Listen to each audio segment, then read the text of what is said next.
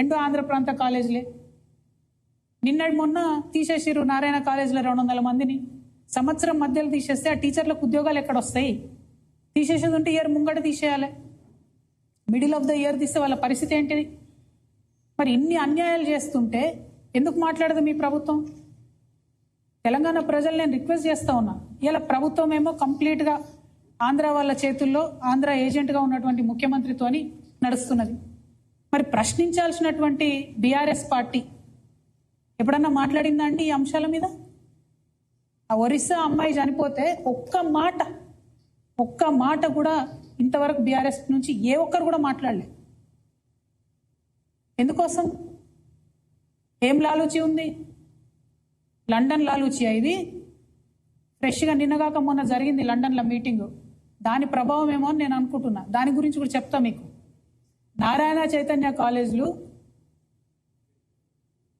వీటి మీద ఎన్నడూ కూడా మన బీఆర్ఎస్ పార్టీ నాయకులు ఎవరు మాట్లాడరు.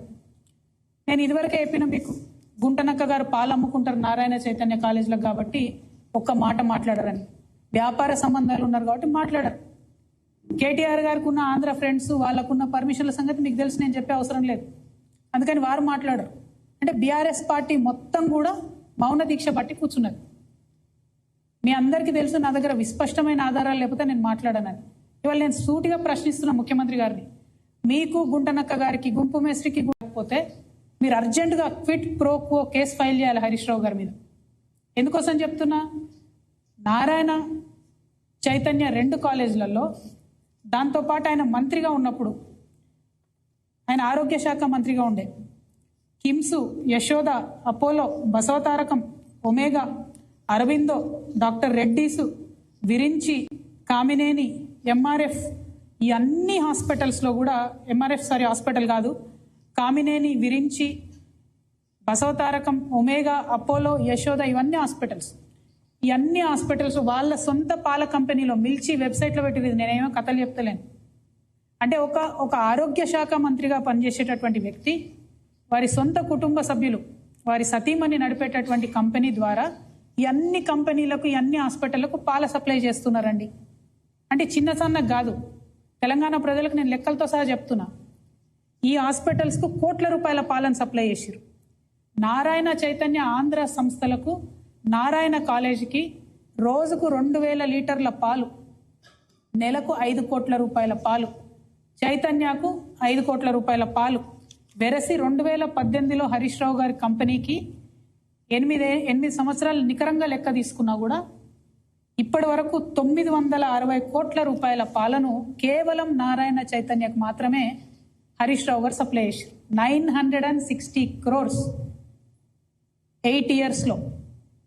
అంటే ఒక మంత్రిగా ఉన్నటువంటి వ్యక్తి తన ఇన్ఫ్లుయెన్స్ని వాడి, ఇది క్విట్ ప్రోకో కాదా అండి? ఇది ఓన్లీ నేను నారాయణ చైతన్య లెక్క చెప్తాను. ఇప్పుడు నేను చదివిన హాస్పిటల్స్, కిమ్స్, యశోద, అపోలో ఇవన్నీ చెప్తలేను. అంటే ఎన్ని వందల కోట్ల పాలు ఇక్కడ సప్లై చేసిరు. ఇక్కడ ఒక వ్యాపారం సప్లై అన్నటువంటి ఇష్యూ కాదు. ఇక్కడ ఇష్యూ ఏంటంటే హరీష్ రావు గారు పాల వ్యాపారం పెట్టింది 2018లో. కానీ అంతకన్నా ముందే తెలంగాణలో అనేకమైన డైరీస్ ఉన్నాయి. మస్కర్తి డైరీ 1965లో పెట్టింది.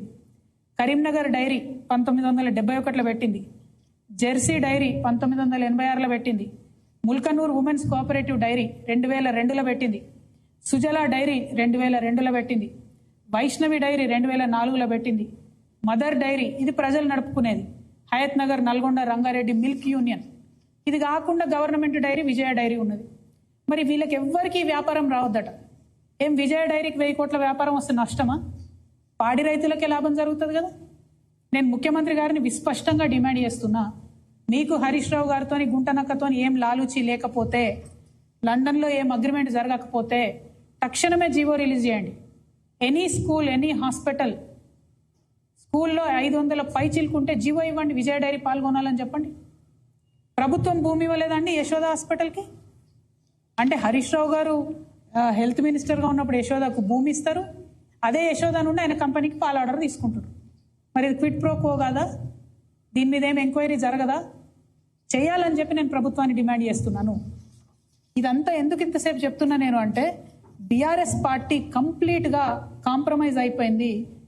కోర్ వాల్యూస్ ఏవైతే ఉంటాయో, తెలంగాణ విలువలు ఏవైతే ఉంటాయో వాటిని పక్కకు వదిలిపెట్టింది. వ్యవస్థీకృతంగా అవినీతిని చేసింది. పాల వ్యాపారం హరీష్ రావు గారికి, రియల్ ఎస్టేట్ పర్మిషన్లు, మున్సిపల్ పర్మిషన్లు రామారావు గారికి, ఇసుక వ్యాపారం ఇంకోగలకి, ఇక చాలా మంది ఉన్నారు, ఒకటి కాదు రెండు కాదు. ఇట్లా వ్యవస్థీకృతమైన అవినీతి చేసింది. మళ్ళీ ఇప్పుడు ఏమంటారు, ఇక కాంగ్రెస్ ఫెయిల్ అయిపోయింది, మేమే వస్తాం గవర్నమెంట్కి అంటారు. కాంగ్రెస్ ఎట్లా ఫెయిల్ అయిపోయింది, వచ్చే అవకాశమే లేదు. కానీ బీఆర్ఎస్ మళ్ళీ గవర్నమెంట్లోకి వస్తే ఈ వ్యవస్థీకృతమైనటువంటి అవినీతిని సహిద్దామా? నేను ప్రజలను అడుగుతా ఉన్నా, మిమ్మల్ని నేను ఒకటే రిక్వెస్ట్ చేస్తా ఉన్నా. కొత్తగా వచ్చినటువంటి మా పార్టీ పారదర్శకతతో పనిచేయాలనుకుంటుంది, అవినీతి రహితంగా పనిచేయాలనుకుంటుంది, జవాబుదారితనంతో పనిచేయాలనుకుంటుంది. వెన్నుపోటు రాజకీయాలని దయచేసి ఎంకరేజ్ చేయకండి. కొత్త పార్టీలకు అవకాశం ఇవ్వండి రాష్ట్రంలో.